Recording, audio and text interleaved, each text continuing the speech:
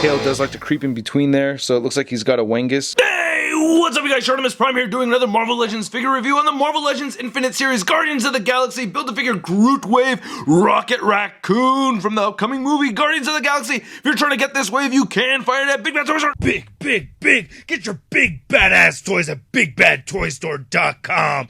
Click the link in the description below. Again, I'm really liking the packaging. I like the window box over here. This guy is a very small figure, but it looks like Hasbro's making up for it by giving him big weapons, as he should have, and a big, or relatively big, Build-A-Figure Groot piece right over here. So that's pretty cool. We get a picture of Rocket Raccoon right there on the side, and Rocket Raccoon on the back over here. We get this little bio. It says, Intergalactic Bounty Hunter Rocket Raccoon and his partner Groot are hot on the trail of their next big payday, the human known as Star-Lord. And then we have the Build-A-Figure Groot right there, the other figures from the wave, and then on the side we get Rocket Raccoon again. So I'm really curious to see how this figure turns out. Let's get to it and crack this thing open. So here's Rocket Raccoon out of the packaging, and I think it's an okay figure. Not great. Definitely not a bad figure, but definitely not my favorite from the wave.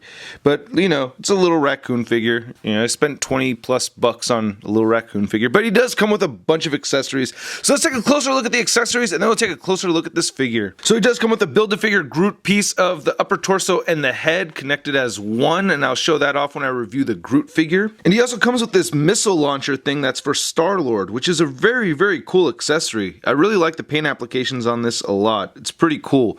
I like this gold paint. I don't know, it's like this really bright gold color coming on here. I think that's really nice, and a lot of detailed sculpting on this. I like all those details. Looks pretty nice. Big fan of the little details on here.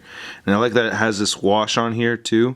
The only thing is that the plastic does seem a little transparent when you get to the thinner parts, like the part that connects to his chest. I don't know. It looks like it's made out of a little thin plastic, but overall, I think they did a really good job on this piece. It looks really nice. Would have been nice if it could have collapsed. It looked like it's supposed to, but it's not. And it looks like it has some handles right here and right here for Star-Lord to hold. And this is the part that connects to the chest. I'm calling it a missile launcher for right now. I don't know what it's actually called. The movie has not been released yet in the US.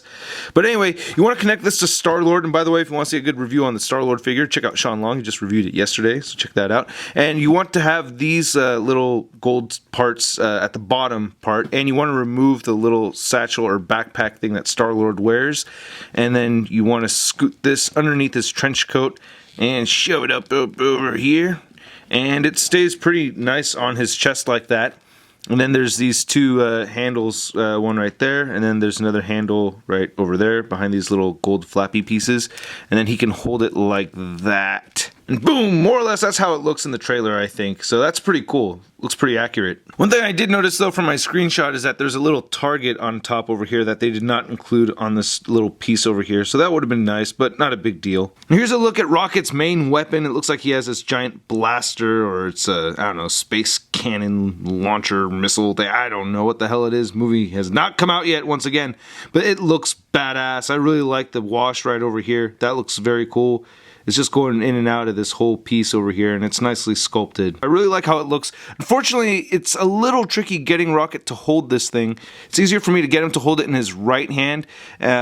So what you got to do is you got to like get this wrapped around his shoulder over here, and then get his hand on this little trigger right there, which is hard to see, but yeah, you can see that. And there's this little thing that's kind of in the way. So I don't know, it's a little tricky finagling it around so that he can hold it correctly. It gets a little weird, but it can be done. As I'm trying to get this around his shoulder and his hand around this little handle over here, I feel like I'm splitting this apart even more so. So I always end up getting him holding it like, I don't know, underneath right over here instead or something. It's frustrating. Then we get this very sad looking Rocket Raccoon over here, and this is another disappointing part of the figure to me. I'm not really happy with the face sculpt that they chose for this thing. I don't really like it, especially after seeing the comic version of Rocket Raccoon. This guy looks a lot more ferocious and badass as Rocket Raccoon should look. I mean, this guy has an articulated jaw over here too. Even with the jaw closed, he looks mean and ferocious, and he's scowling and everything. This guy looks like he just lost his best friend, or he just got kicked in the forehead by a seagull or something.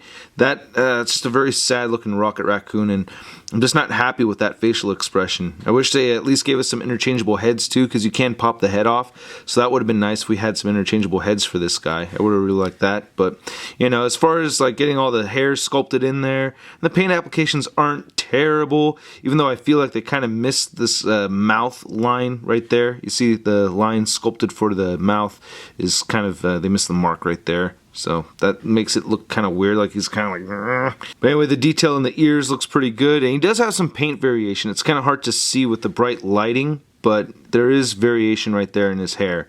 And I really like how the back part of this figure looks too. That is very cool. I like the metallic gold look and this metallic teal color right here. And the sculpting looks very nice. Nice hair sculpted throughout the figure. So that's not too bad. I heard about some QC issues with people getting two right hands. Fortunately though, I have a left hand and a right hand for mine, so that's not too bad. This side has a trigger finger over here. Maybe I should have him posed with the gun in the left hand then, I guess. But it looks like you're supposed to be able to do it either way easily. And then we have some more of those gold paint applications right there on his vest. Looks pretty dope. Some nice sculpting on the cloth areas. It looks pretty realistic. There's no articulation over here. And then we have those cute little raccoon toes. Oh yeah, look at those cute little raccoon toes. No peg holes at the bottom of his feet. And there's his tail. Kind of skinny. The design in this movie for Rocket Raccoon, I think, is a little strange. He seems really skinny, you know? Just doing a side-by-side comparison with this guy really quick, you know what I mean? It's like this is more stocky of a raccoon. This is very scraggly, skinny-looking Rocket Raccoon. Getting a shot a little farther away from this figure, I think you can see the paint detail a little better, though, especially underneath his neck. And the articulation on this figure is okay. It's not too great. The head could rotate side to side while it's on this ball peg that it's attached to. You can remove it. Again, it would have been really nice to get interchangeable heads. I think it would have been kind of easy. But he can't really look up. You can try to half it on this ball peg over here, and it's kind of tricky, so I don't know. I've been able to pull it off a little bit, but even doing so, it doesn't even look up that much more, so that's a little frustrating. You can't really look down too much either, kind of halving it again, so yeah, it's mostly just a side-to-side movement. Shoulders move outward, they move forward. He bends at the elbow at 90 degrees, rotates side to side. He also does have wrists that move side to side. He has a diaphragm joint, or a waist joint actually, that rotates, and you can get him to crunch forward maybe just a little bit and back just a little bit, barely at all. Kind of has a pivot in there too.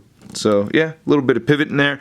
Then the tail rotates side to side like that, just like a clock, and nothing else. It doesn't have a hinge or anything where it can move back and forth. And this minifigure stands just over 3 inches tall. And here's Rocket Raccoon compared to Rocket Raccoon. So you can see this movie version stands a bit taller. One thing though is that this movie version cannot stand on his own without resting on the tail. I didn't mention that earlier. This guy can. You can balance him in a way where he's standing just on his own 2 feet, but this guy, you can't do it. I've tried so many times. Maybe there's a way to do it without using any gum or, you know, sticky tape or anything like that, but yeah, looks like he, on mine anyway, he's not going to stand without resting on the tail.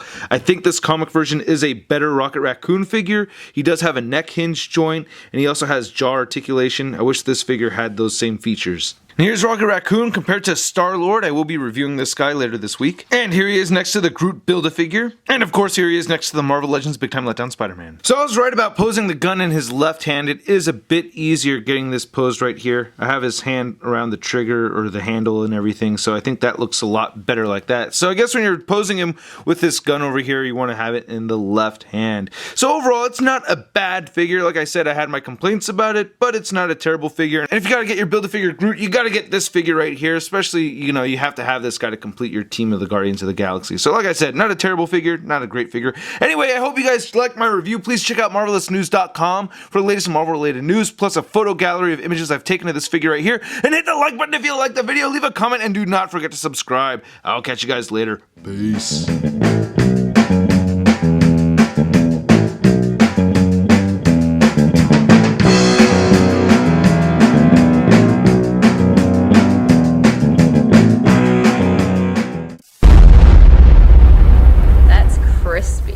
So I'm curious to see how this figure turns out, man. So I'm really curious to see how cool this. So I'm really curious.